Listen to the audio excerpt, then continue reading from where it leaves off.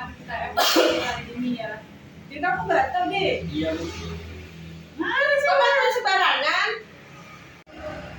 Kalau batuk dan bersin jangan sembarangan. Tahukah kamu ketika kita batuk dan bersin, kita melepaskan partikel-partikel virus dan bakteri dari saluran nafas kita ke lingkungan sekitar, sehingga berpotensi menularkan penyakit di lingkungan sekitar.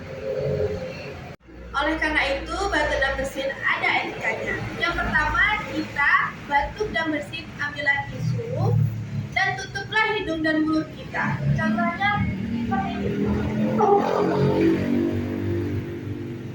Atau jika tisu tidak tersedia, kita dapat menggunakan bagian dalam sudut lengan atas seperti ini. Jika batuk atau bersin berkelanjutan, kita dapat menggunakan masker seperti ini. Gunakan masker dengan benar ya, dengan menutup hidung dan mulut secara sempurna. Setelah digunakan, buang masker dan tisu ke tempat sampah. Lalu kita lanjutkan dengan mencuci tangan menggunakan air mengalir dengan sabun atau dengan cairan yang berbasis alkohol.